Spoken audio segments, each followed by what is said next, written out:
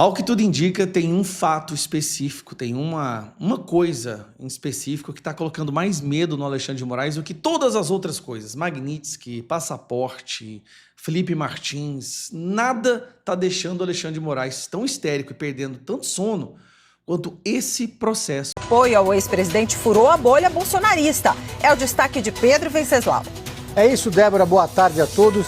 Esse levantamento mostra que após a prisão domiciliar de Jair Bolsonaro, o jogo virou nas redes sociais e nos grupos fechados e abertos de WhatsApp. E aí eu liguei para o Luiz Facuri, que é o dono da consultoria Palver, que monitora mais de 100 mil grupos abertos de WhatsApp e de Telegram, grupos de esquerda e grupos de direita. Eles têm lá um software, um mecanismo que consegue identificar as menções, quem tiveram mais menções ou menos menções.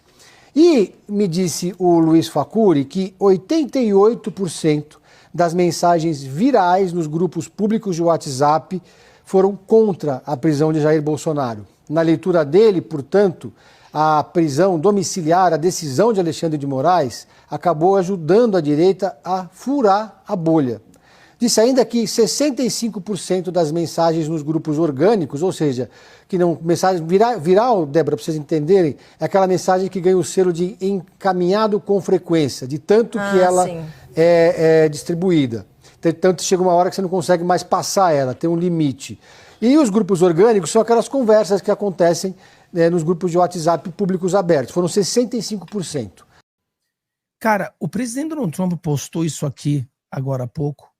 E ele botou, né? The world will soon understand. Quer dizer, o mundo vai daqui a pouco entender. Vai entender. E nada pode parar o que está por vir. Vixe. Então, o mundo daqui a pouco vai compreender e nada pode parar o que está por vir. Então, são aquelas coisas. O presidente Donald Trump, ele faz essas coisas. Aí você tem um mundo atrás dele, o mais engraçado ainda, que tem o quê? Olha o que está ali perto da mão esquerda dele. Tem um mapa do Brasil, né? Então, tem um mapa do Brasil, né? Então... Olha só o que eu vou dar em primeira mão para vocês. Esse processo não vai terminar em 2025 como Alexandre de Moraes queria. Tomara, meu irmão. Tomara. Olha, se o senhor acertar essa, eu vou mandar um uísque 12 anos pro senhor aí. Por favor, não vai. Pessoal, estou dizendo aqui, assina embaixo. A estratégia do Alexandre de Moraes dará errada. Porque esse processo não vai terminar na primeira turma. Só termina quando acaba, pessoal. O que vai acontecer? Olha só, vai ter esse processo em 2025. Ao final, o Fux vai discordar de alguns pontos desse processo.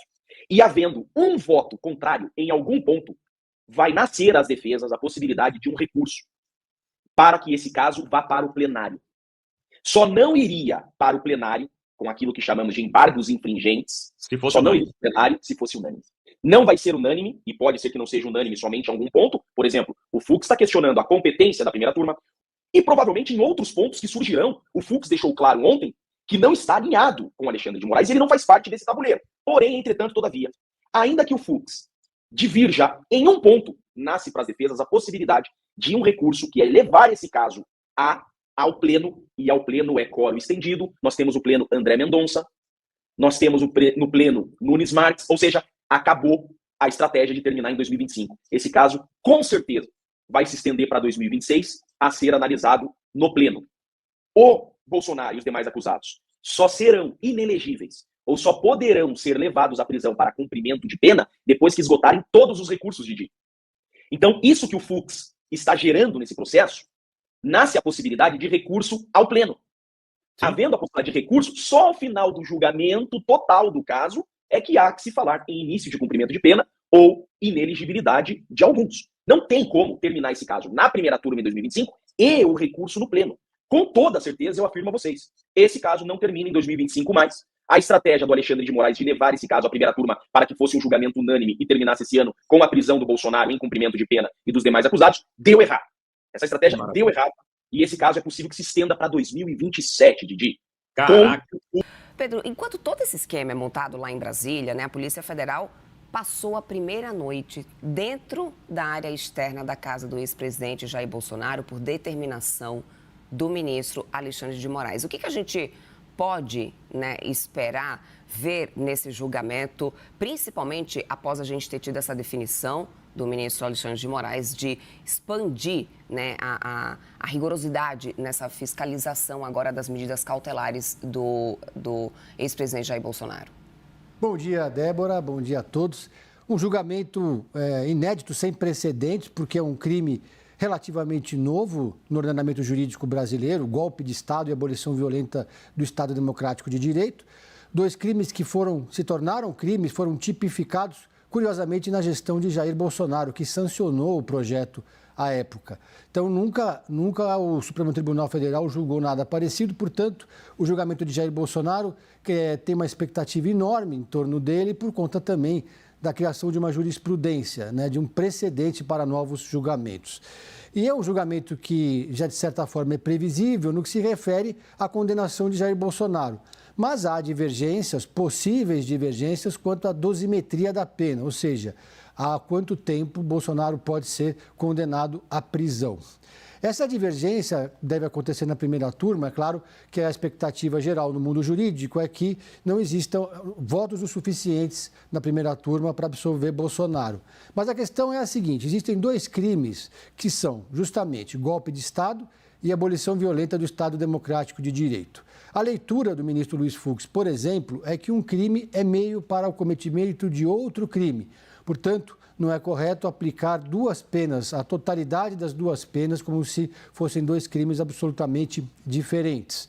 Já há uma outra leitura por parte do grupo mais próximo, Alexandre de Moraes, de que são sim 2 crimes divergentes, portanto, a pena de Jair Bolsonaro pode ser bastante maior do que se fossem uma pena apenas como um crime como meio para cometimento de outro crime.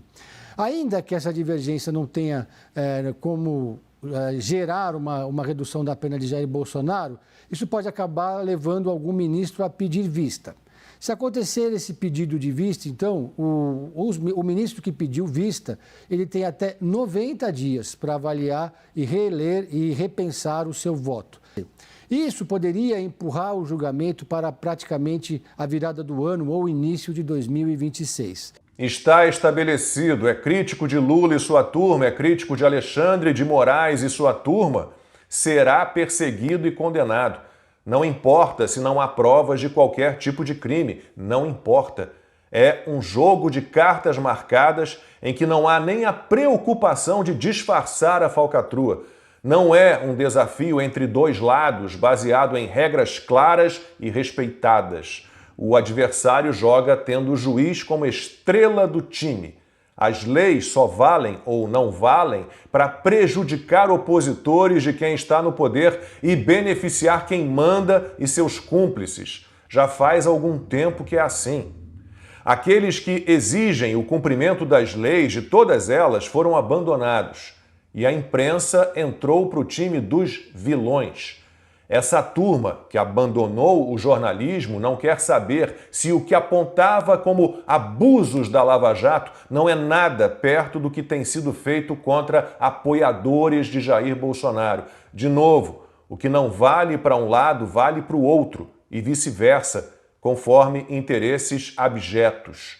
A semana que passou teve novos exemplos disso, mas a imprensa, que desistiu de ser imprensa, fingiu que não viu, que nada aconteceu.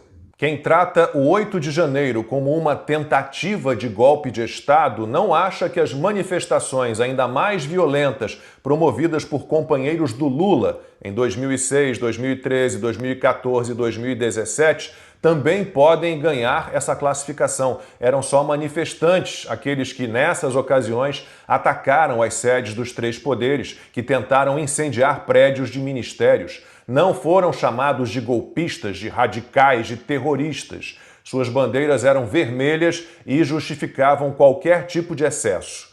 E só a imprensa verdadeiramente independente noticiou os abusos, arbítrios e as ilegalidades cometidos por Alexandre de Moraes contra pessoas presas nos dias 8 e 9 de janeiro de 2023.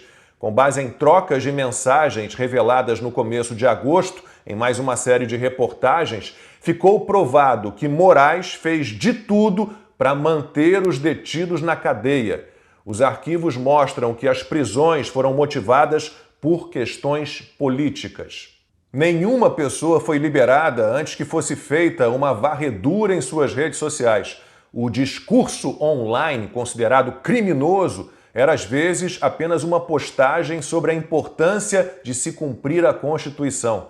A então chefe de gabinete de Moraes chegou a pedir liberdade provisória para muita gente, mas o magistrado não queria soltar ninguém sem antes ver na rede se tinha alguma coisa, desrespeitando a Lei Geral de Proteção de Dados e até o prazo de 24 horas para a realização da audiência de custódia.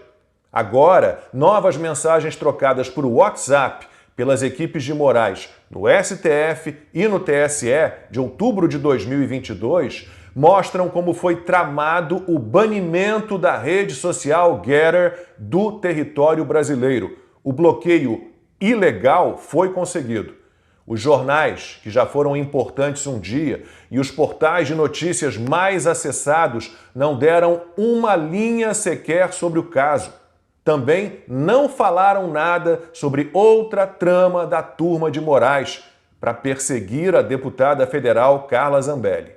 A hostilidade contra a parlamentar fica clara igualmente em mensagens por WhatsApp trocadas pelos assessores de Moraes, de novo em outubro de 2022 e só divulgadas agora pela mídia independente. Até vídeo de homenagem da Zambelli à mãe dela foi considerado ofensivo. Por que os jornalistas que abandonaram os princípios fundamentais de sua profissão não viram nada de estranho nessa mensagem de Marco Antônio Vargas, juiz auxiliar de Moraes? Esse post é bom de ferrar com essa mulher. O ministro acabou bloqueando as contas da parlamentar. São muitos abusos, arbítrios e muitas ilegalidades, mas a imprensa, que desistiu de ser imprensa, mantém o silêncio. Finge que desconhece que o STF não pode dar ordens ao TSE. O que a Justiça Eleitoral fez, no caso do Getter, da Zambelli e de tantos outros, cumprindo ordens de um ministro do Supremo e ainda para promover censura, extrapola competências constitucionais e configura desvio de finalidade. Não é jornalista quem não entende que a lei prevê remoção pontual de conteúdos, mas não o bloqueio de um perfil, de uma rede social inteira. Isso é uma atitude desproporcional e abusiva e configura censura prévia, proibida pela Constituição. As mensagens das equipes de Moraes provam que o STF assumiu funções de investigação e acusação que pertencem à Polícia Federal e ao Ministério Público, que o devido processo legal foi eliminado. Um juiz não pode ser vítima, acusar, investigar e julgar ao mesmo tempo. Muito menos pode antecipar uma decisão. Nos casos que vieram à tona essa semana, o banimento do Getter e o bloqueio das contas em redes sociais da Carla Zambelli. E não pode ser considerado jornalista alguém que é parcial e que, assim, defende a parcialidade de quem está no poder. Que imprensa é essa que apenas publica informações conseguidas no gabinete de Alexandre de Moraes sobre o desejo dele de mandar Bolsonaro para a papuda e nada questiona? O ministro quer criar no presídio uma ala golpista e está tudo normal. Os jornalistas não acham estranho que o veredito dos réus da fajuta tentativa de golpe de Estado seja divulgado assim, antecipadamente. Os jornalistas não acham o fim do mundo viver num país em que juízes tenham a sentença pronta antes do julgamento. Eles normalizam os crimes cometidos por um certo grupo e inventam crimes para o outro lado. O caos que virá disso tudo não poupará ninguém, nem os cúmplices mais ordinários do sistema. Antes de falar sobre a questão da entrevista do The New York Times, o Lojinha ontem logo cedo publicou uma longa nota. O bolsonarismo aposta tudo na anistia após julgamento. Ele faz um compilado da fala do Barroso, que disse ao Ciro Nogueira em entrevista, a gente até comentou sobre isso em vídeo. Aí tá assim, ó, faltam 3 dias de começar o julgamento, né? O Tribunal de Inquisição contra Bolsonaro. Aí fala que, beleza, vai ser condenado, mas depois a política entra e o Congresso, né, e a anistia. Essa é a palavra de ordem no bolsonarismo. Dentro desse contexto, a declaração de Barroso na semana passada sobre o assunto Virou uma espécie de mantra repetido por todo bolsonarista envolvido nas articulações pró-anistia. Barroso disse que a anistia, antes do julgamento, é uma impossibilidade, mas que depois do julgamento passa a ser uma questão política e questões políticas vão ser definidas pelo Congresso. A partir daí, esses bolsonaristas, que vão desde o Ciro Nogueira ao Sóstenes, Silas Malafaia, tantos outros, passaram a dizer que a frase de Barroso foi uma espécie de senha do Supremo para que o Congresso possa se sentir à vontade para votar um projeto de anistia a Bolsonaro. Só que não é bem assim. De fato, a afirmação de Barroso tem um grau de ambiguidade que pode levar a esse entendimento, mas não é bem assim. Porque não seria uma decisão trivial a aprovação de anistia imediatamente depois de uma condenação pelo Supremo de um ex-presidente da República por golpe de Estado. Seria uma decisão que jogaria no lixo um julgamento cercado de tintas muito especiais. Então também não pode ter. Se isso acontecesse, se instalaria um choque inédito entre os dois poderes. Pronto, já começou. E não tem mais grave que é uma condenação por golpe de Estado. Mas quais as chances de, depois de condenação de Bolsonaro, o projeto desse ser votado e aprovado? O que existe hoje é uma pressão violenta por parte da direita e do bolsonarismo sobre Hugo Mota para que ele bote para votar a anistia. Já o governo Lula faz uma pressão no sentido contrário. Até agora, Mota se equilibrou entre os dois lados, mas não pautou o projeto. Aparentemente, a anistia teria votos para ser aprovada. Do contrário, Hugo Mota já poderia há algum tempo ter se livrado do problema, mandado ao plenário, e votado contra derrubada a anistia. Se ela não fosse aprovada, os bolsonaristas não perturbariam mais. Mota, por diversos motivos, resistiu até agora em pautar esse projeto. Um desses é não criar um choque com o Supremo. Vocês imaginam pelo quê, né? Mas pode ser que, de fato, depois do julgamento, ele não consiga resistir à pressão do bolsonarismo, do centrão e da direita, inclusive porque ele mesmo pertence ao centrão e à direita. Hoje é impossível bancar, como querem os bolsonaristas, que a anistia virá até o fim do ano. Depende da força das pressões. O jogo de forças que vai começar a emergir a partir do veredito dado pelos ministros na ação do golpe.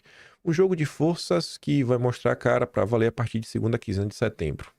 Bom, para onde vai eu não sei. Mas se o Lauro Jardim está falando de jogo de forças que vai emergir, eu acho que nada, semana que vem, 7 de setembro, já estão chamando manifestações, os governadores democráticos já falaram que vão.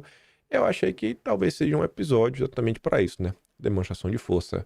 Mostrar o apoio popular, como as pessoas estão insatisfeitas com tudo isso que está acontecendo. E em relação à questão de relação de forças, tem uma força externa agora na situação, né? Porque a gente estava apanhando sozinho. Agora, pelo menos, tem um certo apoio da turma do Trump. E essa matéria do The New York Times trouxe uns dados numéricos interessantes, que vêm da pesquisa da Quest, inclusive falando de impeachment. Até mesmo o New York Times está denunciando perigosa militarização da guerra jurídica de Moraes e do Supremo. Aspas. Moraes ordenou batidas policiais, censurou contas online, bloqueou redes sociais e, em alguns casos, prendeu pessoas sem julgamento. E depois ele continua, fez uma thread de 5 tweets. Aqui está a tradução do Google. Será que esta é uma reviravolta perigosa e autoritária para mais alto tribunal do Brasil? É aspas para uma das falas da matéria. Outra fala. Como o tribunal reagiu? Com várias falhas, uma série de erros, disse Walter Merovich, jurista e desembargador aposentado do Tribunal de Justiça de São Paulo. Outra aspas. No final do ano passado, alguns funcionários, juristas e advogados constitucionais brasileiros levantaram preocupações de que o Supremo, que o ministro Davi Alexandre não tinha responsabilidade e se recusou a abrir mão de seus poderes expandidos. E aí o Jason Miller encerra falando, como pode Bolsonaro obter um julgamento justo? E ele coloca a última aspa. 3 dos 5 ministros que estão supervisionando o julgamento devem votar pela condenação. O painel inclui Moraes, outro ministro que é ex-ministro da Justiça de Lula e um terceiro que é ex-advogado pessoal de Lula. Difícil, né? A turma do Lula. Mas vamos lá. Essa aqui é a matéria. O dilema democrático do Brasil. Como processar um presidente?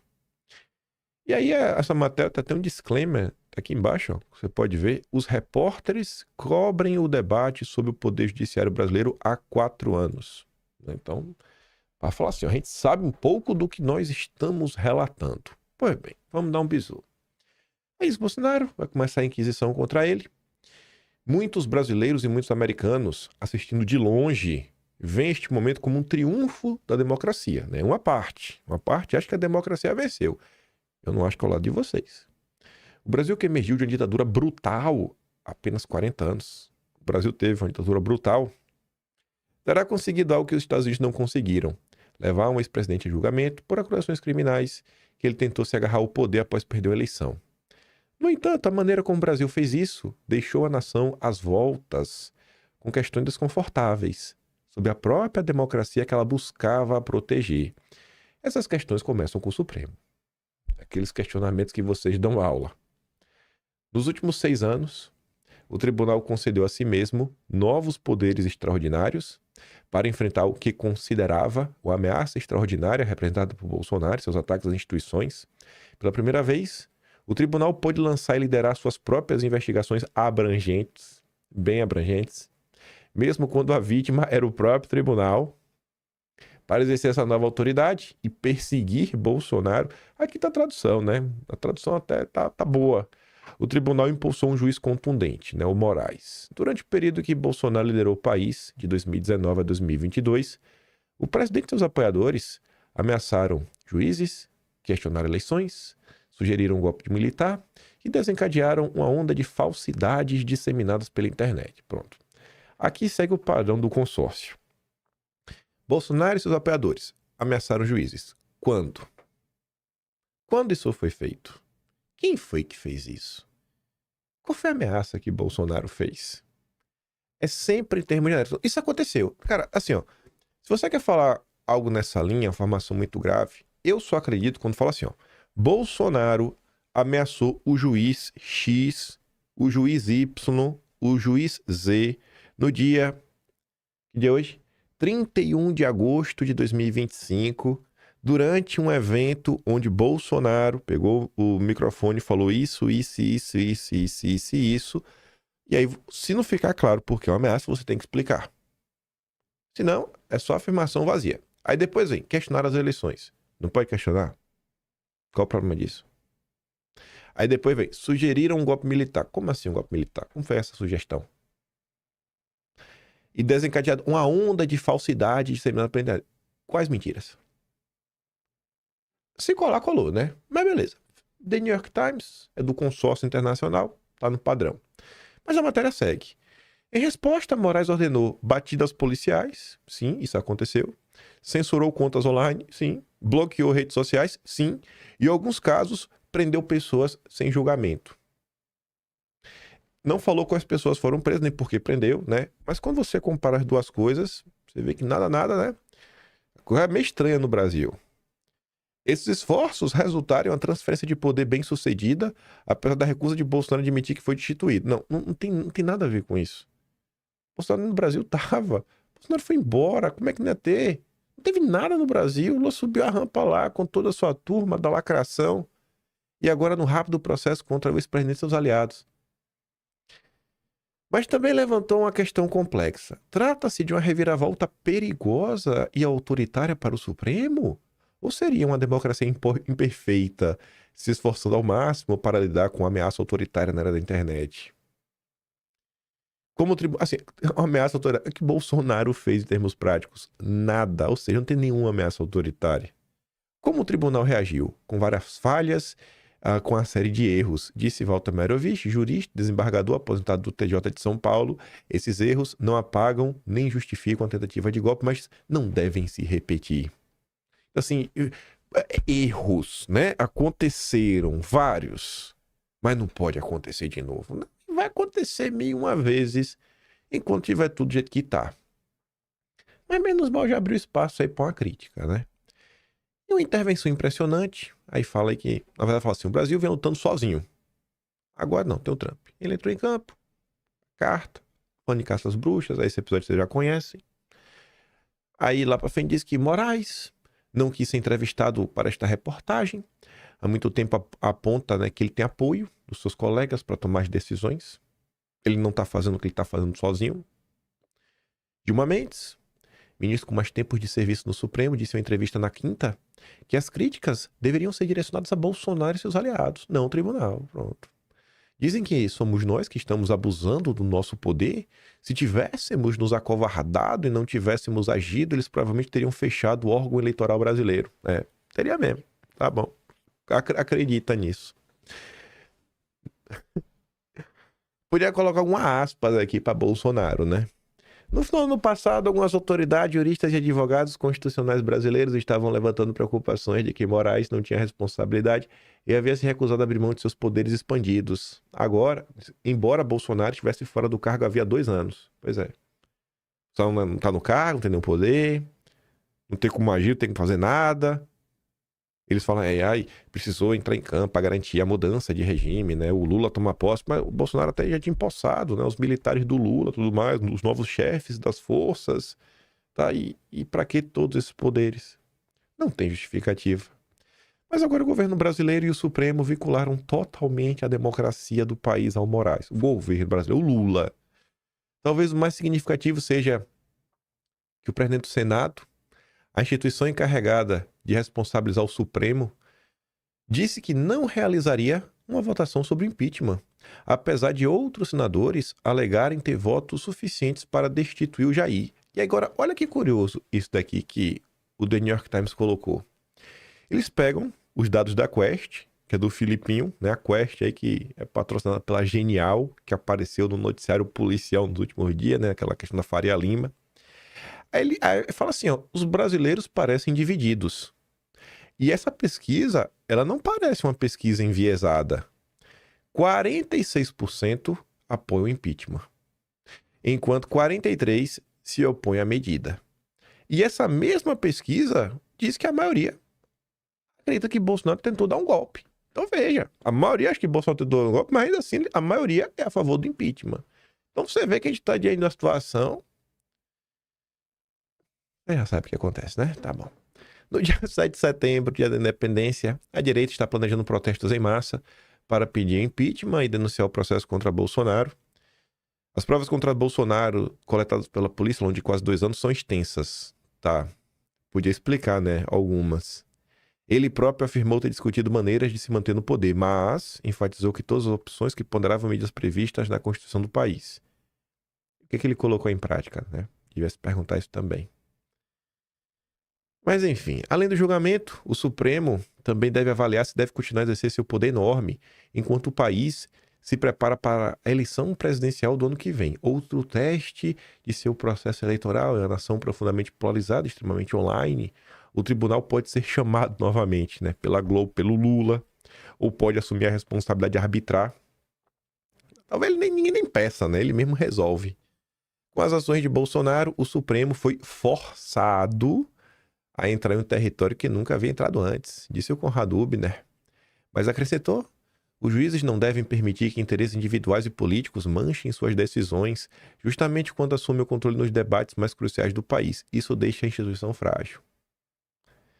Acho que vocês têm uma opinião muito bem formada de tudo que está acontecendo, né? A gente chega num ponto que eu me pergunto até onde dá para ter qualquer tipo de aliança um pouco mais ampla em prol das liberdades civis e individuais. Eu estava passando ontem, daqui Augusto de Franco, figurinha carimbada, né? Trabalha no antagonista, vez ou outra escreve textos lá pro Estadão, junto com o Roberto Freire, mais 2 pessoas. Aí tá assim, ó. Se o governo, ou seja, se o Lula ou o Supremo censurarem ou reprimirem algum antipetista, que não golpista ou súdito fiel da família Bolsonaro, terão cruzado a linha a partir da qual não será mais possível qualificar nosso regime como democrático. Atenção, pessoal, depois não haverá volta, viu? Olha, só persigam os bolsonaristas. Por favor, né? Por favor, né? Lembrem bem, olhem as redes sociais, vejam se nós somos bolsonaristas ou não. Isso aqui é jornalismo. E isso daqui? Aí depois, não entendem, né? Quando eu digo assim, cara, eu aceito conversar com um monte de gente. Eu aceito conversar com quem pensa diametralmente oposto de mim. Mas quem defende perseguição não dá. O Petrópolis Conservador fez um tweet dizendo: libertem Bolsonaro, Daniel Silveira, Felipe Martins e todos os demais reféns políticos do Rio de Janeiro. Veio o Marcelo Brigadeiro, amigo lá do turno do MBL, não sei se ele também brigou com o Nando Moura, e diz: quero que sigam presos e que se lasque. Vocês estão entendendo como da coisa? Aí depois reclama da polarização, depois reclama do radicalismo, depois reclama de tudo. O problema no final do dia é sempre o bolsonarismo, né? Enfim. Governo Lula paga 200 mil reais a escritório italiano para extraditar Zambelli. O valor do contrato firmado pela AGU com o escritório na Itália se refere à fase cautelar da ação contra Zambelli. Veja o empenho do governo brasileiro em perseguir os seus adversários políticos. É o seu dinheiro, né? O dinheiro do pagador de impostos que está sendo utilizado aí para caçar pessoas. Inacreditável, né? É tudo normal para a imprensa, que só dá o fato. Só dá o fato. E se der alguma opinião, vai ser uma opinião falando que o outro tá certo. Imagine se fosse o governo Bolsonaro fazendo isso. Tu já imaginou? Aí nenhum jornalista ia ficar só dando o fato cru. Todos iam dar a sua opinião. Se Bolsonaro fizesse com um petista, todos iam dar a opinião que Bolsonaro é um ditador autoritário, sabe que tem que ser parado a todo custo. Mas o Lula pode fazer tudo. Mas vamos continuar. Falei com o Hugo Mota que é necessário caçar Eduardo Bolsonaro. Quem diz é o Lula. O Lula entrou em campo para perseguir a família Bolsonaro. Não os governadores democráticos, a família Bolsonaro. É importante acompanhar o grau de comprometimento do Hugo Mota com o regime. E aí que o UAD traz detalhes, né? Lula entra de cabeça na ofensiva para caçar Eduardo Bolsonaro. Lula já havia determinado a seus ministros mais próximos, como Gleisi, e liderança de seu partido, que atuassem no Legislativo e no Judiciário pela cassação de Eduardo. Lindenberg ingressou com diversos processos para caçar, tanto no Legislativo como no Supremo. Na sexta, Lula revelou ter entrado pessoalmente na ofensiva. Lula contou que conversou sobre o assunto com o presidente da Câmara, Hugo Mota, e vários deputados. Ele não pode exercer o mandato dele fora do Brasil. Eu já falei com o Hugo Mota, já falei com vários deputados, de que é extremamente necessário caçar Eduardo Bolsonaro, porque ele vai passar para a história como o maior traidor da história desse país. Vai mesmo. Confia no Lula. Segundo aliados, Lula vê a cassação de Eduardo como uma questão de honra.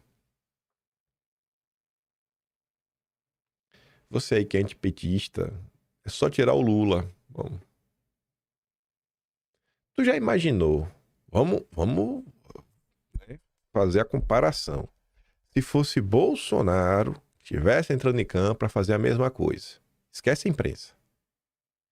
Como os governadores do PT lá no Nordeste, até lá, a turma do consórcio do Nordeste, como essa turma iria reagir? A gente não pode pedir para os governadores democráticos falarem nada. Eles só são governadores, né? Eles não podem falar nada. Não tem para que falar, né? É papel do parlamento. Sempre não pode cobrar. Eles ficam logo nervosos, né? Tem que tomar o omeprazol, que dá logo uma gastrite.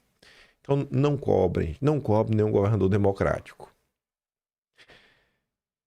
Em torno de Bolsonaro, vê Eduardo fora do jogo para 2026. Aí eu pergunto para vocês, gente. Que em torno de Bolsonaro é esse, hein?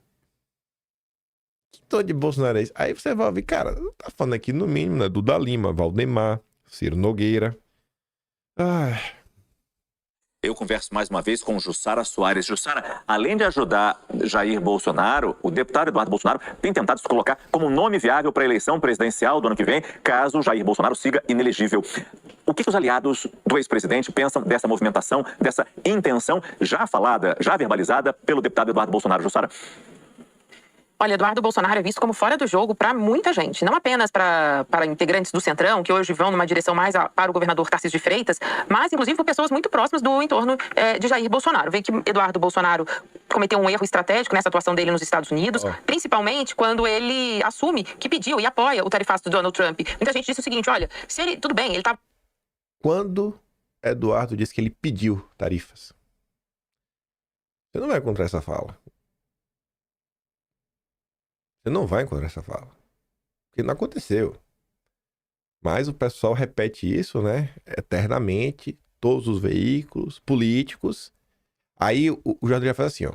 Vai entrevistar Ciro Nogueira. Ciro Nogueira, o que você acha de Eduardo Bolsonaro ter defendido o tarifaço com o Brasil? Aí você fala, mas rapaz, Mas como assim, velho? Você já partiu de uma mentira, você já pergunta e o cara já responde, não, eu não sou a favor disso. Coloca o Brasil acima de tudo. É igual Zema, né? Não pode prejudicar um país inteiro por conta de uma pessoa. Entenda aí que ele quer salvar o rabo do pai dele.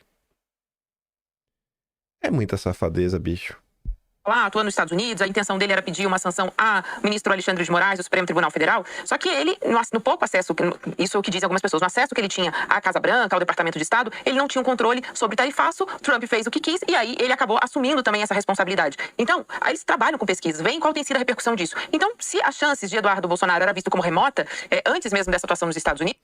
Eles trabalham com pesquisas e viram isso, né? Ou seja, Murilo Hidalgo, né? As pesquisas do Murilo Hidalgo da Paraná Pesquisas, que vem servindo, né, de material para convencer as pessoas que Eduardo é inviável.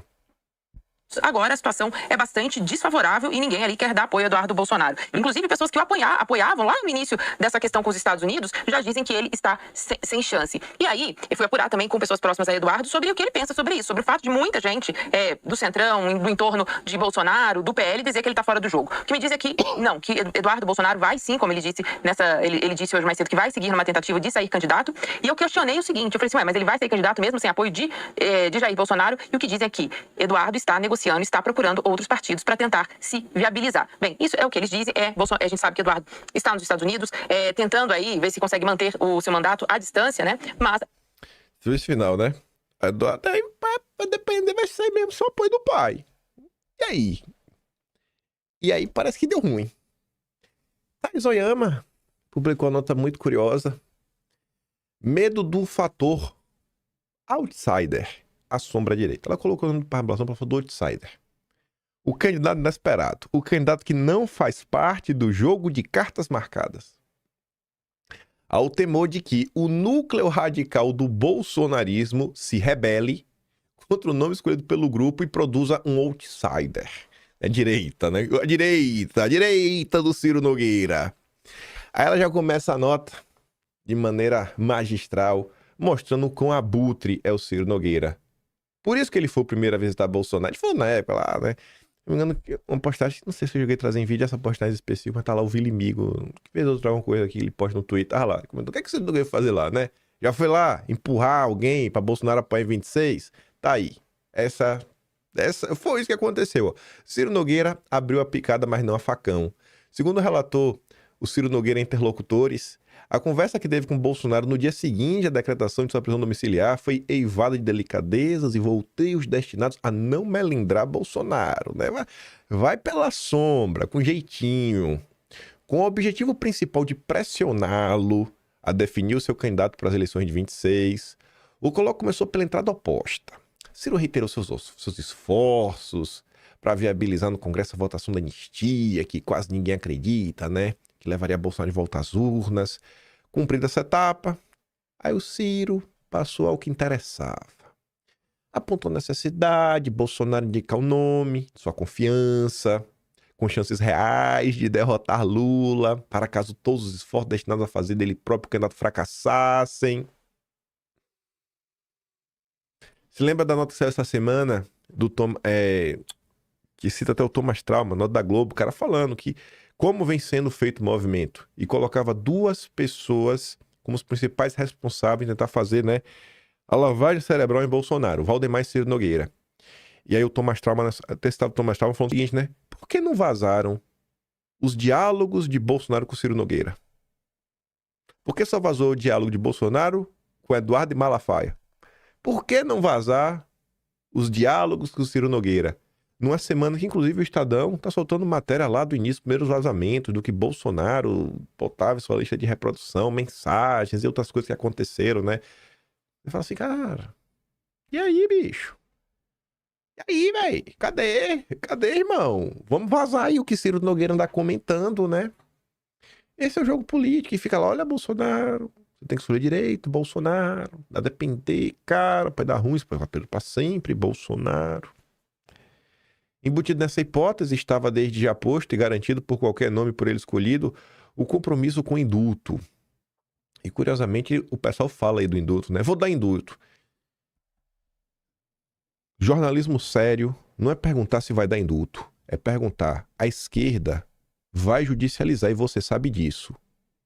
Você, governador, será um covarde de falar que não trabalho com conjecturas, ou você vai deixar claro agora o que é que você vai fazer? Porque a esquerda vai judicializar. O Supremo vai falar que é inconstitucional. Você vai peitar o Supremo? Eu quero ver essa pergunta ser feita para todos os governadores democráticos.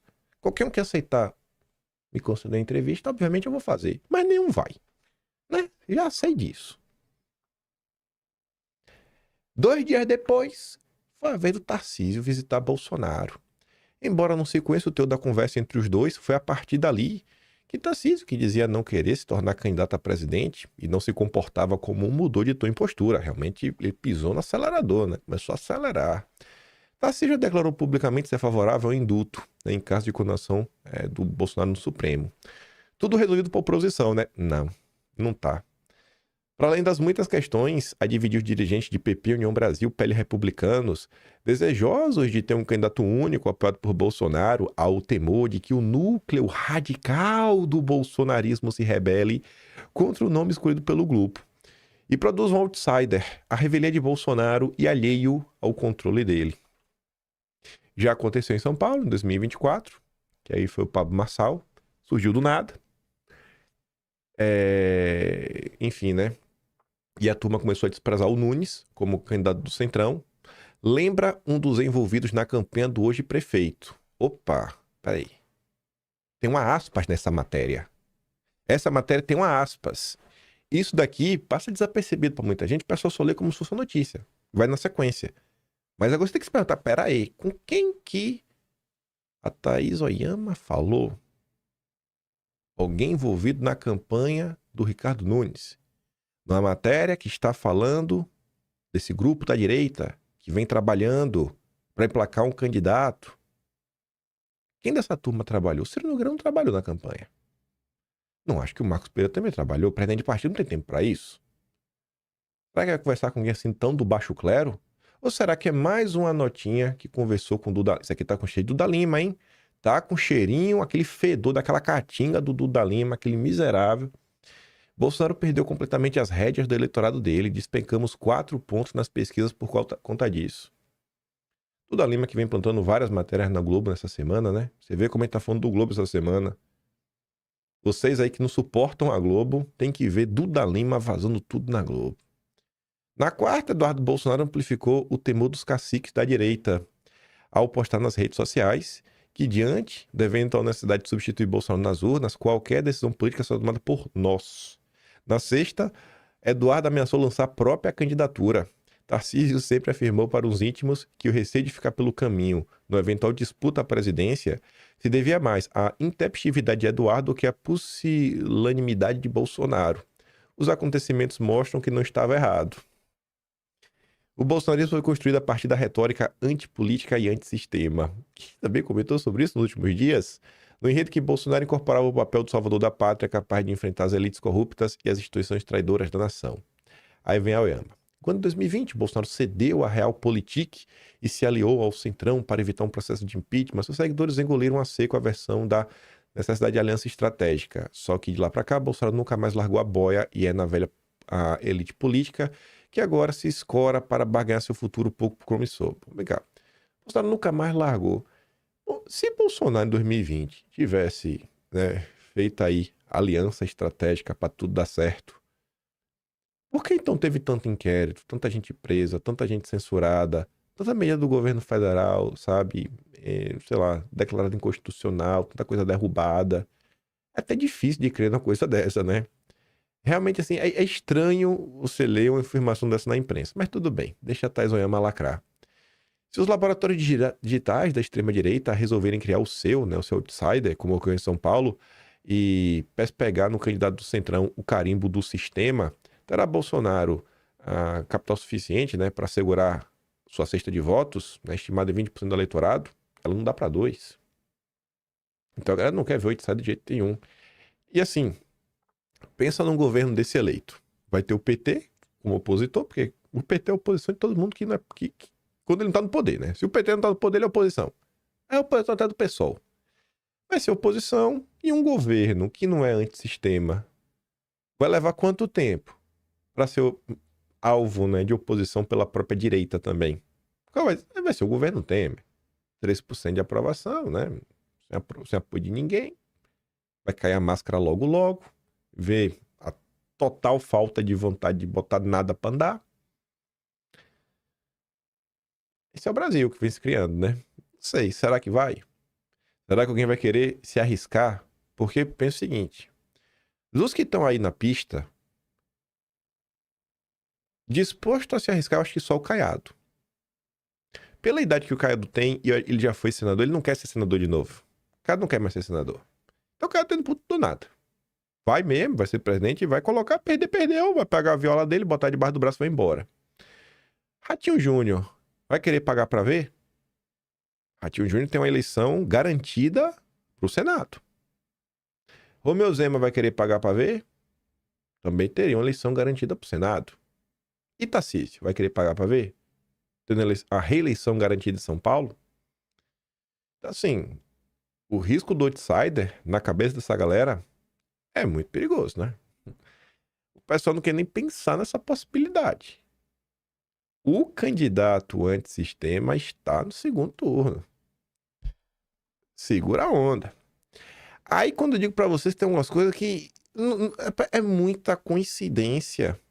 A Thaís Oyama publica o medo do outsider, falando dessa luta antissistema, que é a representação do outsider, de onde o bolsonarismo é forjado, para vir agora de manhã, 3 da manhã, o editorial do domingo do Estadão, o veneno da antipolítica, que caminha de mãos dadas com o antissistema. A história republicana do país demonstra que a supremacia da emoção sobre a razão abre um perigoso espaço de tempos em tempos para a ascensão de aventureiros políticos. Na atual quadra, a insatisfação popular com a classe política, associada ao desgaste provocado pela polarização tão virulenta quanto externa entre Lula e Bolsonaro, abriu uma avenida para os chamados outsiders. Aqueles que se apresentam como elixir contra um sistema que supostamente degrada tudo que toca. A sensação de seguir essa gente como bem se sente é grande, mas também é também perigosa. Criaram uma confusão que não tem como resolver, né? Vocês criaram uma confusão que não tem como resolver. O país só vai continuar subindo a temperatura. A coisa tá dando ruim e vai continuar dando errado. Aí diz que a pesquisa da Quest, que o Valor Econômico teve acesso, mostrou que 27% dos eleitores acham que 26% devia eleger alguém fora da política, para presidente, 28% reeleição de Lula, 19% Bolsonaro, mesmo Bolsonaro inelegível, sendo perseguido e tudo mais.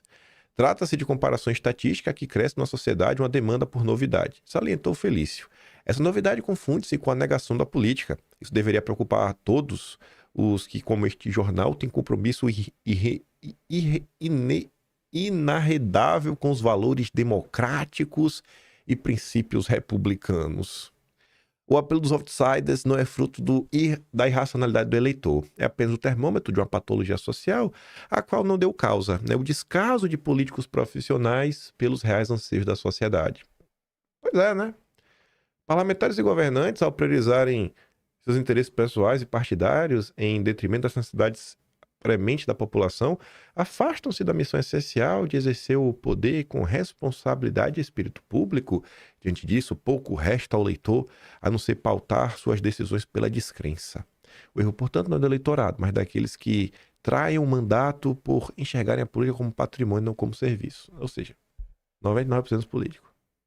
Convém lembrar, não há solução civilizada fora da política. Rejeitar a política é abrir caminho para a barbárie e para o arbítrio. A política, com todas as suas imperfeições, é a única via de concertação civilizada entre a miríade de interesses em jogo numa sociedade complexa como a brasileira. Aí vem, não é por outra razão que a Constituição estabelece a filiação partidária como condição de elegibilidade. Não quer deixar ninguém, né? Se candidatar sem partido. Não pode, né? Já pensou? Ficar fora das garras do sistema. Mas os outsiders, por definição, são incontroláveis ao não se submeterem às regras escritas, não escritas, que regem a vida pública, em particular a vida partidária, transformam a atividade política em terreno instável. Eles não querem isso, eles querem alguém para manter tudo como está. Só que o pior é que você vê que Eles não querem manter a democracia de pé, eles querem manter a tirania. Vem falando o seguinte, né? Os partidos políticos, por sua vez, ao invés de fortalecerem como instituições que filtram, preparam e disciplinam essas políticas, isso aqui realmente está certo, tem se deixado capturar pelo canto de sereia das candidaturas oportunistas, sim, movidos pelo desejo imediato de conquistar o poder e ter acesso a nacos cada vez mais robustos do fundo partidário, Valdemar, Duda Lima, oferece legenda a figuras notoriamente desqualificadas para a política, mas que, por seu apelo midiático, carismático, acabam capturando atenções e passam a submeter a máquina partidária a seus desígnios pessoais. O resultado da degradação do próprio modelo de representação política democrática. Os outsiders não são prejudiciais apenas para as legendas, mas sobretudo para o país. Por quê? A curtíssimo prazo, os choques que buscam dar nas instituições nos modelos de governança podem até gerar resultados que vão ao encontro dos anseios daqueles que os elegeram, mas a imprevisibilidade e o personalismo logo cobram seu preço. Afinal, como fazer negócios e prover segurança jurídica a cidadãos e empresas em ambientes e regras estáveis? É o que eu estou falando, é hipocrisia. O Estadão só quer manter a tirania de pé. Qual a segurança jurídica que o Brasil tem hoje? Qual é a estabilidade que o Brasil tem hoje? Gente, vocês estão vendo tudo que está acontecendo, pelo amor de Deus. Vale dizer, suscetível aos humores do governante de turno, balela. Quantos e quantos editoriais o próprio Estadão também já escreveu falando que, independente do presidente, hoje não, há muito tempo o Congresso, em especial o Centrão, vem sendo responsável pela ponderação da política para impedir que grandes arroubos aconteçam, toda aquela ladainha idiota, bocó. Aqui é só uma forma de te convencer o seguinte: vote no candidato do sistema. Se não for para votar no candidato do sistema, vota no Lula. Ou no Lula ou no candidato do sistema. Bolsonarismo não. Esqueça o bolsonarismo. A antipolítica nunca foi solução para nossas mazelas, é veneno. O Brasil precisa de líderes capazes de resgatar a confiança da sociedade na política como instrumento de mudança. A alternativa a isso é aventura, e aventureiros, como a experiência comprova, só trazem desordem e frustração. A turma tá preocupada, né? Essa desordem, frustração, né? E esse aventureiro tem nome e sobrenome. Eduardo Bolsonaro. Não pode sair candidato de jeito nenhum. Rapaz, Eduardo Bolsonaro candidato, a galera ficar maluca da cabeça. Porque a galera, assim, por eles, tira o Lula, né? O Lula a gente não quer. E tu já pensou, Eduardo se candidata e ganha? E aí, vai fazer o quê? Eduardo chega no Brasil de avião, 1º de janeiro de 2027, o que? Preso? É isso que vai acontecer? Ah, meu Deus. Criaram um problema que eles não sabem como resolver. O que eles vão fazer até lá? Com certeza vão trabalhar para tornar Eduardo inelegível, porque se não tornar Eduardo inelegível e Eduardo arrumar um partido, vai dar ruim, viu? Vai dar ruim. Isso daqui já circula há um certo tempo. Essas figuras aqui não são figuras pequenas. Esse Roberto é tirado da Marqueteiro. Esse Henrique Esteta tá lá sempre chance no Twitter, aí trabalha na assessoria de investimento. Desses aí, o único que eu tenho um pouco mais de respeito é o Alfredo. Pra mim, o Uri já não gosto muito dele, não. Mas também tá na conta, não. Ele até é sócio do churrasqueiro.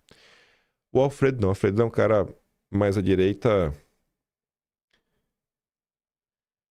Vamos colocar assim, né? Ele não tem por que ter nenhum tipo de lealdade a Bolsonaro, mas é um cara que entende as safadezas que fazem contra Bolsonaro.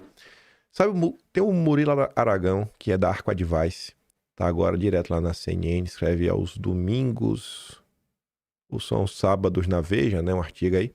O Murilo Aragão foi pra cima do Alfredo até tempos atrás, né? Então, um cara que foi atacado pelo Murilo Aragão, gente boa com certeza é, né? Porque o Murilo Aragão não ia ser inimigo de alguém, né, do sistema.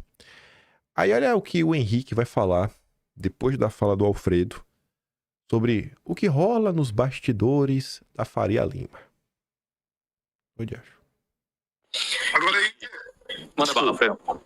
Mas se você me permite, a Faria Lima teve um ponto seguinte: nunca se ganhou tanto dinheiro como no governo do PT, no primeiro mandato e no segundo mandato do Lula.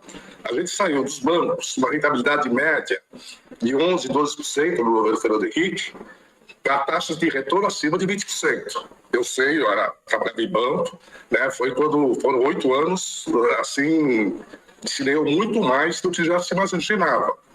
Então, eu acho que a Faria Lima também teve um pouco pensando com o bolso, né? Porque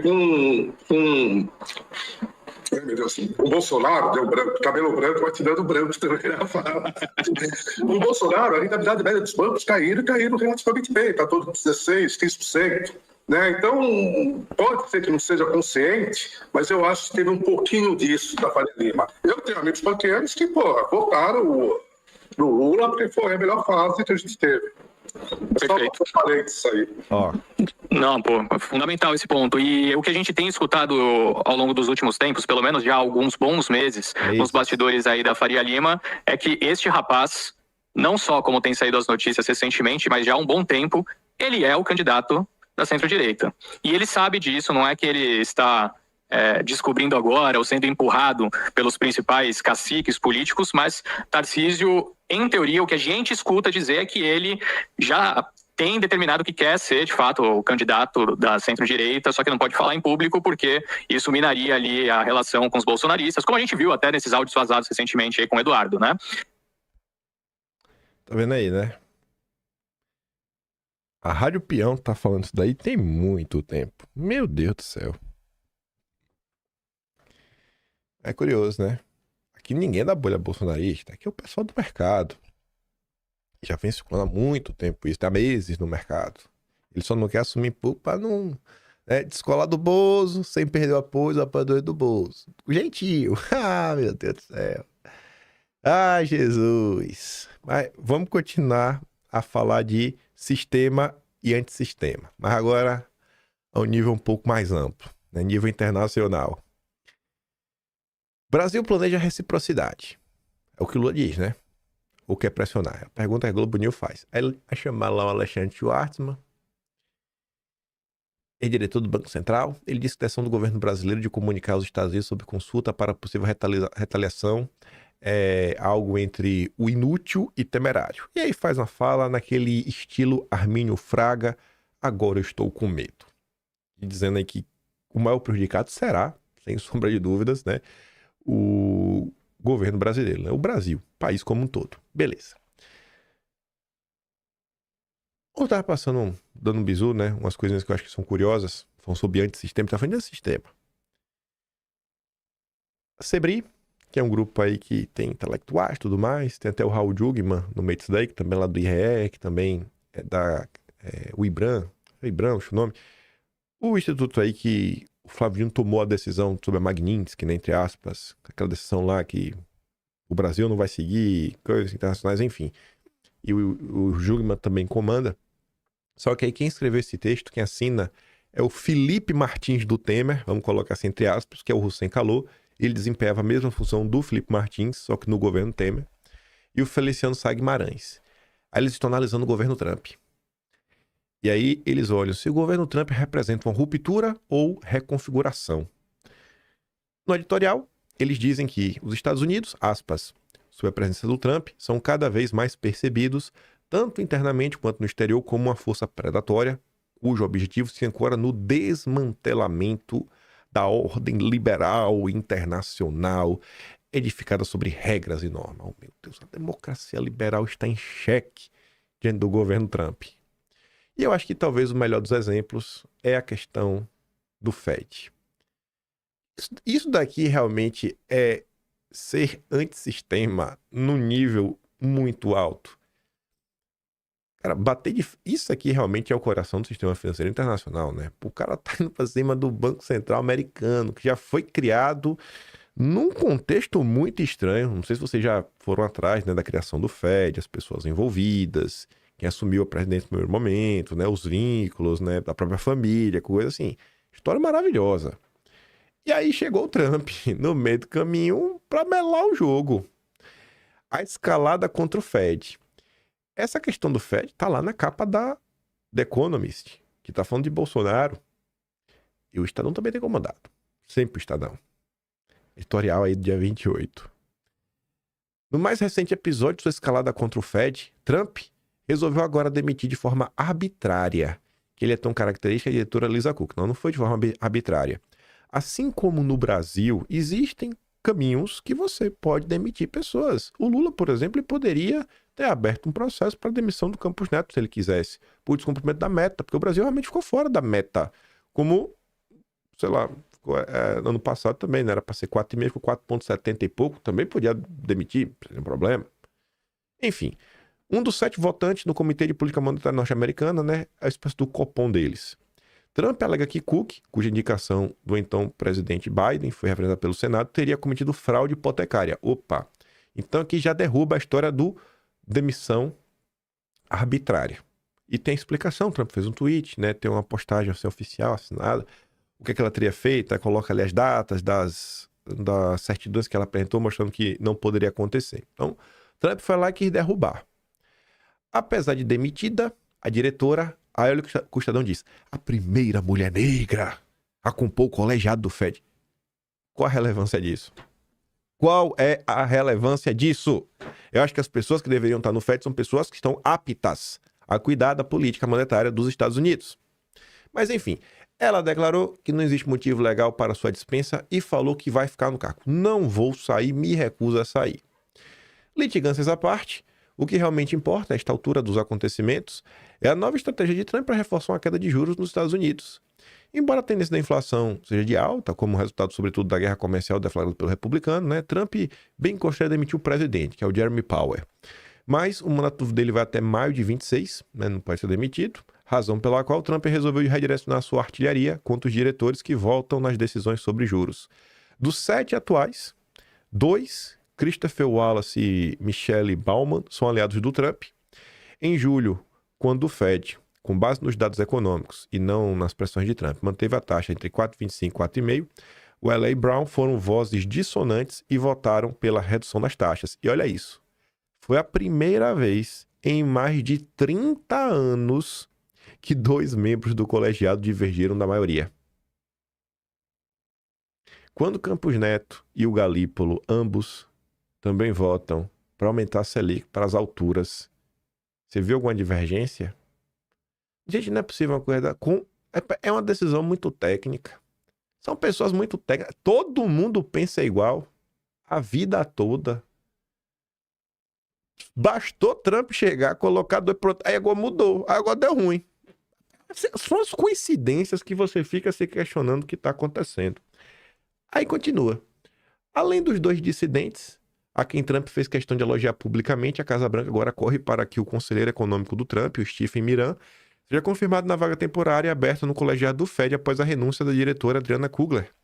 A ideia é que o nome de Miran seja aprovado pelo Senado antes da reunião do Comitê de Política Monetária, agendada para o dia 16 e 17 de setembro, de modo a garantir que Trump tenha pelo menos 3 votos, seja um 4-3. Não é exagero afirmar que, por tudo que envolve a reunião do Fed no próximo mês, já seja mais guardada do ano, não só porque o cenário para a determinação das taxas de juros se tornou mais complexo, o mercado de trabalho vem piorando enquanto a inflação sobe, mas porque a necessária independência do Banco Central estará em jogo.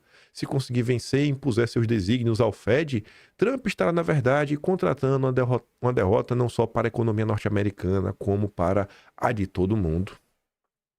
O coração do sistema financeiro mundial, o coração do globalismo, que é muito ancorado, né, nessa elite financeira global. Não pode, de jeito nenhum. Olha o nível da treta que está comprando lá fora. No Brasil, antissistema ou pró-sistema? Aí, você vê, né? Gritam.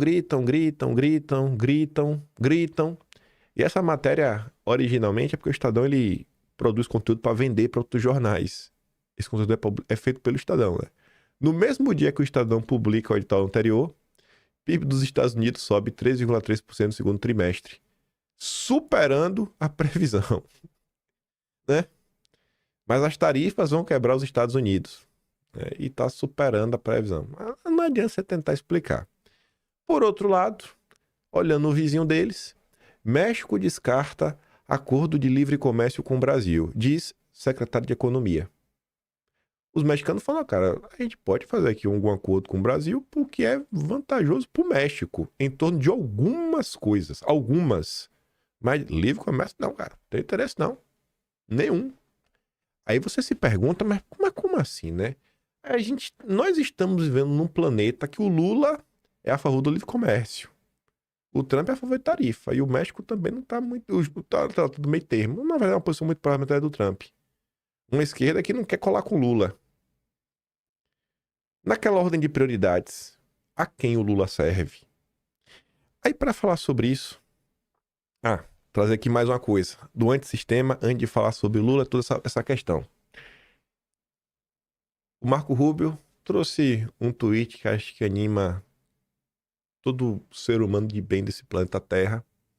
Brinquei com o POTUS, né, que é Trump, é President of the United States, né, POTUS, que tinha 4 empregos. Ele me disse para dar um para meu amigo Ross Vought. E foi o que eu fiz. Desde janeiro, economizamos dezenas de bilhões de dólares para os contribuintes e com um pequeno conjunto de programas essenciais transferidos para o Departamento de Estado, a USAID está oficialmente em fase de encerramento. Russ agora está no comando para supervisionar o encerramento de uma agência que há muito tempo saiu dos trilhos. Parabéns, Ross. E, gente, para você remontar uma coisa dessa, não remonta do dia para a noite. Recontratações, reabertura de escritórios... É todo um processo, é uma logística de seres humanos, né, de gente que você não faz do dia para noite. E cortou a mamatinha, cortou o braço de operacional do Deep State americano. E aí? O globalismo chora e a gente celebra. Que caminho vocês querem levar ao Brasil, né? A gente tinha que... Uma pergunta também para perguntar para os governadores democráticos. Isso é uma questão de Estado.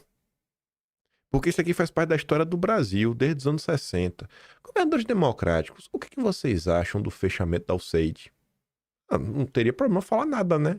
Eu acho que deveria perguntar. É aquela típica opinião que você saber ver o cara falar com todas as letras. Eu acho interessante, ainda que seja falando só pra enganar. Mas fala. Fala o que vocês pensam. Mas vamos lá. Estou eu passando pelo Twitter e vi o Cauã. E o Cauã até me trouxe uma ideia. Eu falei, rapaz, tu me deu uma ideia, Cauã. Vou atrás de buscar um termo específico. Ele colocou aqui o tweet do Olavo, 13 de novembro de 2017. E ele falava assim, ó, Olavo de Carvalho nunca foi maniqueísta, né, em suas análises. Sempre manteve a mente aberta. Fica imaginando qual postura ele teria hoje diante do pós-liberalismo de Trump e da direita mundial, vendo que as coisas não são, né, naquele rótulo, naquela caixinha. 13 de novembro de 2017, o governo Trump já tinha começado. E o Olavo falava assim, ó, não sou por princípio nacionalista nem antinacionalista. É um momento histórico que nos indica, em cada circunstância concreta, o mal menor. Hoje a ditadura tecno-burocrática mundial é, sem a menor dúvida, o mal maior, o que nos impõe a obrigação moral de ser nacionalistas enquanto essa ameaça durar. O grande mal do mundo hoje não é o globalismo, uma agenda global, então a gente tem que trabalhar contra, seria você trabalhar no nível local. Você pode ser um soberanista, patriota, use o termo que quiser. Aí eu fui atrás desse termo. Eu achei uns tweets bem curiosos do Olavo. Falando até da questão do que é ser antissistema, né? Que é o que ele está deixando ali meio claro anteriormente. 28 de março de 2017. O Brasil tinha tudo para ser nada menos que a vanguarda do nacionalismo mundial. Infelizmente, para isso, era preciso grandes homens e, como dizia Gilberto Amado, neste país só há pedaços de grandes homens. Por isso, a história nacional resume-se no verso do Manuel Bandeira, a vida inteira que poderia ter sido e que não foi. Olavo aparentemente tem um olhar bacana sobre o tema. Depois ele falava, 13 de novembro, nenhuma política nacionalista pode, em princípio, fazer mal algum. Ela só o faz quando passa do nacionalismo ao expansionismo imperial, isto é, quando se infecta de ambições globalistas. Um nacionalismo antiglobalista, como temos hoje em vários países, defensor não só da soberania nacional, mas também da dos seus vizinhos, é a política mais prudente e saudável. É o legítimo internacionalismo democrático. Bom, naquele momento, em vários países, será que o Olavo estava falando do Trump? E eu acho que ele estava. Já mostro por quê. Quando você traz para o governo Bolsonaro, ele também falou dessa questão nacional. Passei a noite inteira sonhando com os generais Mourão e Santos Cruz. Estava lhes dando um esporro dos demônios, concitando-os a largar frescura sinófila, né? Assim, esse amor pela China, e apoiar integralmente o nacionalismo de Bolsonaro. Parece que funcionou, pelo menos no meu sonho. E no dia 30 de dezembro de 2019, Olavo falava: qualquer um que se gabe de pragmático, tipo os governadores democráticos, boicota o conservadorismo e o nacionalismo da maneira mais perversa e devastadora, concedendo à esquerda o monopólio da guerra ideológica. Isso daqui não é a cara dos governadores democráticos, né? Qual é a guerra ideológica que eles já se envolveram? Qual é a guerra conservadora que eles já se envolveram? Né? Qual o embate nacionalista que eles já se envolveram? Eles são liberais, meu. A ordem da democracia liberal, que é a ordem globalista, que Trump tá demolindo, né? Não tem como, pô. É Jair ou já era. É Jair ou já era. Outro tweet do Olavo, foi por causa desses 2 tweets na sequência que eu fui procurar algumas coisas. Isso aqui eu deixei pra depois. O Olavo falava algumas coisas da esquerda no passado que confirmam algum de meus pensamentos. E eu quero mostrar umas coisinhas dessas pra vocês, que fala até do Trump. Mas partindo de uma pessoa pra falar do Trump.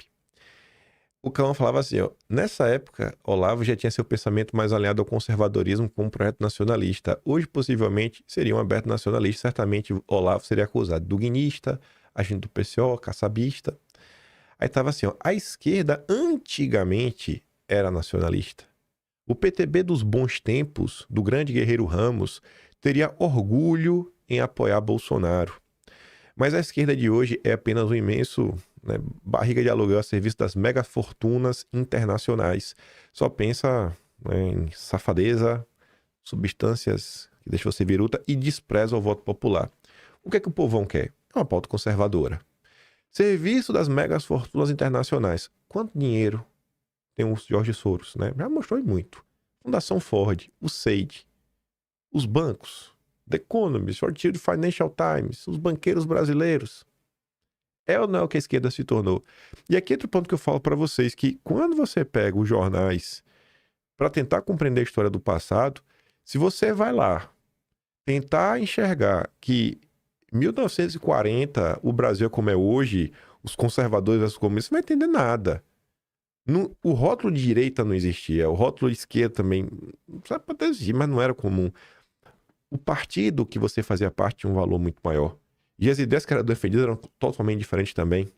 Então, assim, entender esses pormenores, cara, é crucial para você entender a história brasileira. E o que eu vejo hoje, depois de entender um pouco mais, é que a mudança do Brasil se dá a partir dessa nova república, né? Sexta República, redemocratização.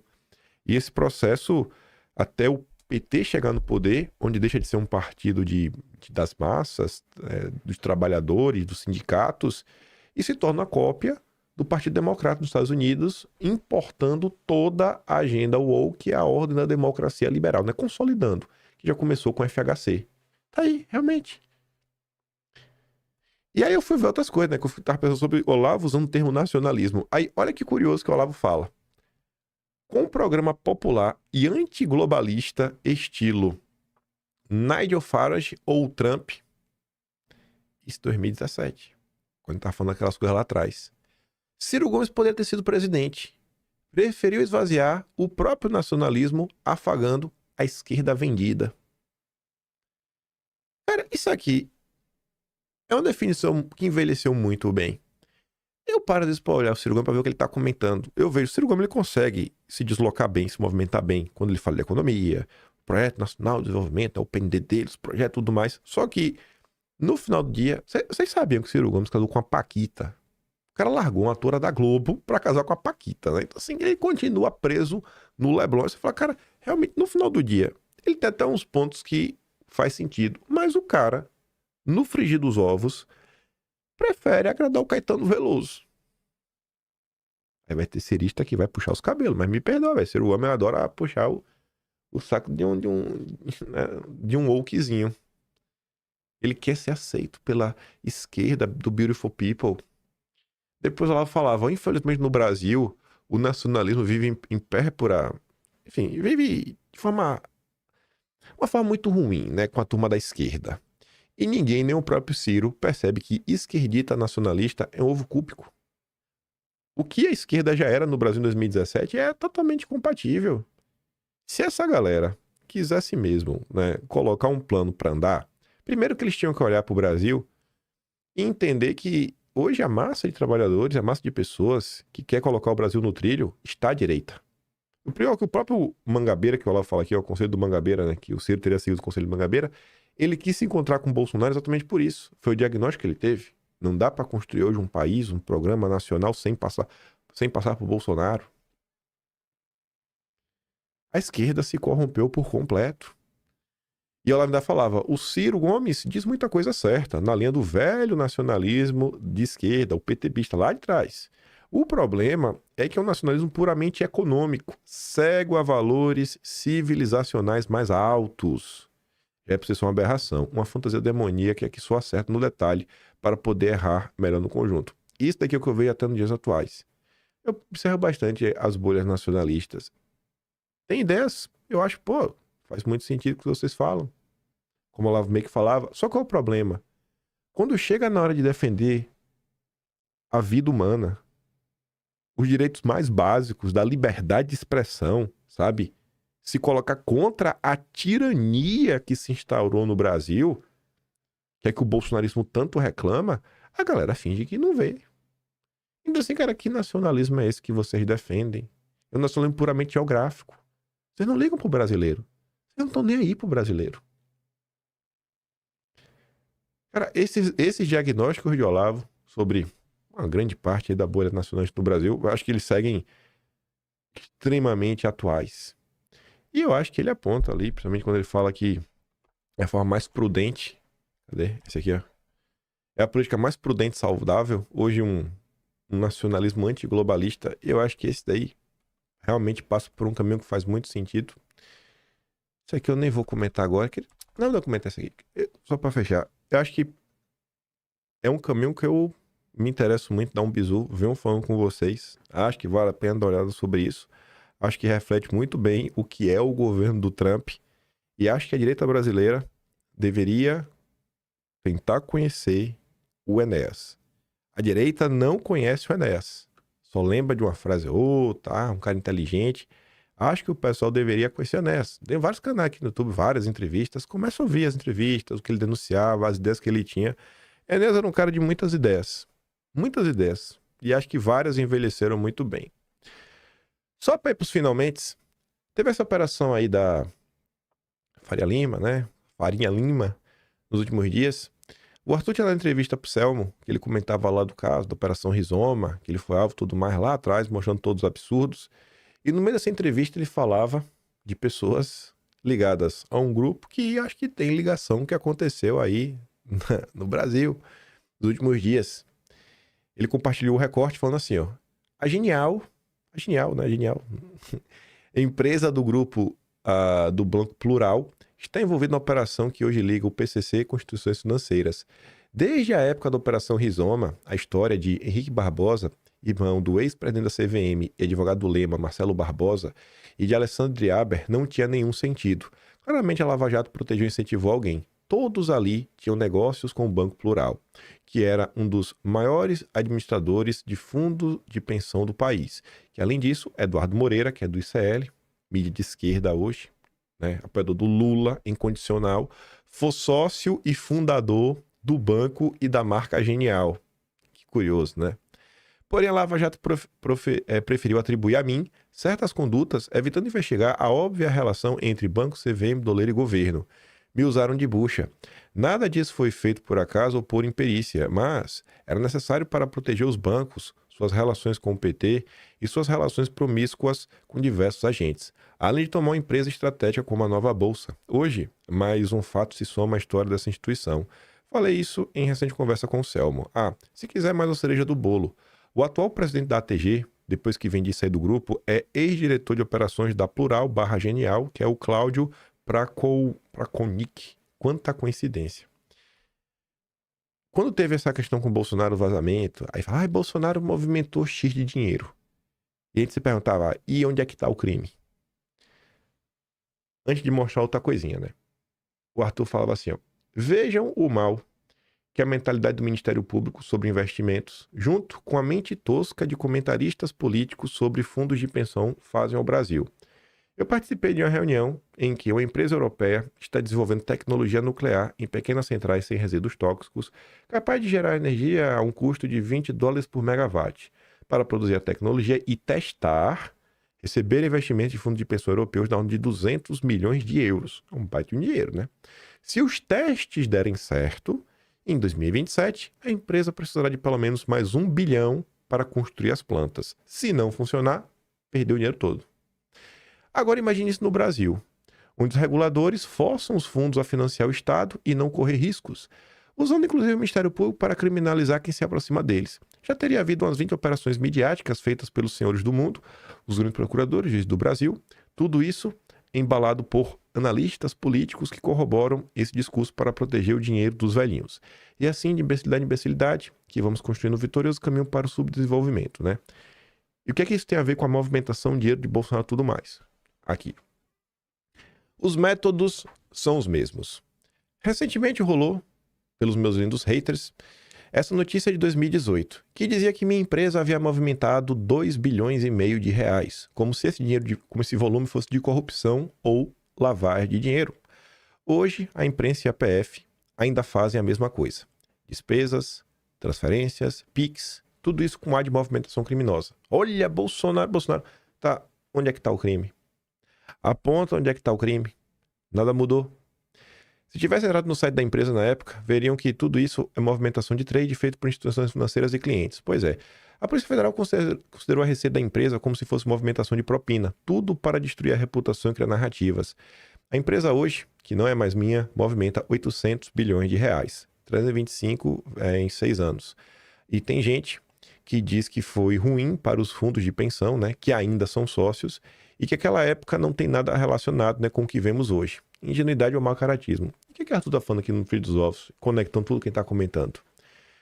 Toda vez que aparece alguém que incomoda o sistema financeiro, é uma gritaria, é um Deus nos acuda, é 1001 rótulos. Essa história aqui, quando o Arthur está falando de nova bolsa, é porque o Brasil só tem uma bolsa de valores, que é a B3, lá de São Paulo, Faria Limer. O Arthur lá atrás, ele montou um projeto, tirou do chão, quebrou o monopólio da B3 e construiu uma bolsa que o nome é Nova Bolsa, que é a Nova Bolsa. A partir disso, foi alvo de 1001 coisas. Chegou a ser preso. Ele conta toda essa história. Aí vem a galera da direita, que às vezes não gosta, tipo o Mão Mole, né? O Flávio Azambuja, o Flávio Morgenstern. O Flávio Morgenstern não gosta do Arthur. E aí, ele atua para criminalizar uma pessoa, porque ele não gosta, da área que o cara é bandido. Mas não fala porque o cara é bandido. A empresa do Arthur lá atrás já movimentava dinheiro. Os fundos de pensão na época entraram em campo porque assim, ó, tu compra a empresa na baixa e a empresa vai valorizar. Então tu vai ganhar dinheiro, tu tá investindo direito, né? O dinheiro da pensão das pessoas. É tipo isso. Ele tá comentando o que acontece na Europa, o que aconteceu no Brasil. Perseguiram eles e tudo mais. A empresa hoje movimenta mais de 800 bilhões. A empresa foi comprada por um fundo estrangeiro, que é o Mubadala, um fundo soberano, é um país, basicamente. A Abu Dhabi comprou o país. Essa semana a gente estava reclamando que a China comprou uma mina e que o dono anterior era uma empresa, acho que americana, Anglo American. Você vê como são as coisas, né? O Brasil não é dono de nada. Então você montou uma bolsa. O grande problema do Arthur era o algoritmo que ele tinha. Era muito superior ao da B3 na época. Basicamente tomaram a empresa da mão dele. O Arthur, na época, conseguiu uma recomendação do Congresso americano. Tem lá a carta assinadinha, ele chegou a postar isso daí, falando, cara, isso aqui é um baita de um investimento. Mas uma iniciativa como essa chega no Brasil é criminalizada. É imprensa. O dinheiro movimentado, isso, aquilo, outro. Mas sabe, e o que realmente aconteceu? Assim, a gente vai perdendo oportunidade atrás de oportunidade. Aqui eu estou só dando um exemplo. E casos como esse do Arthur, tem aos montes. Gente, olha a quantidade de empresas que já tiveram no Brasil, histórias, que coisas que vocês já ouviram falar, que começa daqui a pouco, o pessoal vai lá, compra e já não é mais de brasileiro, a coisa já não avança. É preciso realmente, assim, ter uma preocupação com a economia local. É necessário, gente. Quer ver, pegar uma coisa, você está falando de mineração, que esse caso a gente já abordou amplamente em dossiê histórico. Nióbio, que Bolsonaro tanto falava. Qual é o processo que faz com que no frigir dos ovos, o nióbio brasileiro caísse na mão da família Moreira Salles, daí do Unibanco, agora ele está Unibanco? foi exatamente o desmonte do Código de Mineração de 1954. Esse código, quando ele foi implementado, qual era a ideia? Era garantir que pelo menos 50% da empresa fosse brasileira. Quem está, né, surrupiando lá os minérios. Aí você olha para os Estados Unidos, o pessoal fala tanto o Trump. Tem o Trump como exemplo de um cara combativo, que está fazendo o que está acontecendo, que não se dobra para o sistema, que está tentando colocar o país dele no eixo, está tentando trazer melhores salários, bater de frente com essa agenda ideológica. E aí no Brasil fica esse papo maluco de governador democrático para cá, governador democrático para lá. Quando você traz qualquer debatezinho, sabe, um pouquinho mais profundo, aí vem Flávio Mogstem, a Angélica, o churrasqueiro, o Rodrigo Constantino, te acusa de ser duguinista, caçabista, vendido, tu recebe dinheiro do Vanguard, tu recebe dinheiro do Carlos Bolsonaro, tu recebe dinheiro do Fábio Faria, tu recebe dinheiro de todo mundo, pô.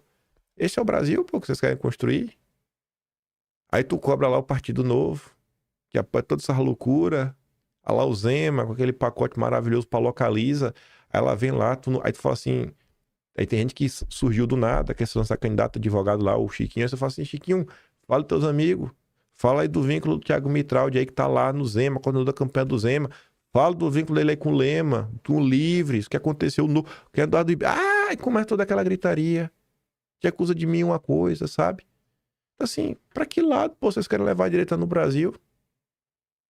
É só gritar na rede social, cobrar, beleza, cobrar tu não vai cobrar, né, para algumas coisas avançarem, mas a gente, se não tiver um conteúdo um pouco mais denso, sabe, algumas linhas meio claras do que é ser, né, o antissistema no Brasil, vai continuar aparecendo aí, eu sou antipetista, eu sou anti-Lula, tá, beleza, muda tudo para não mudar nada.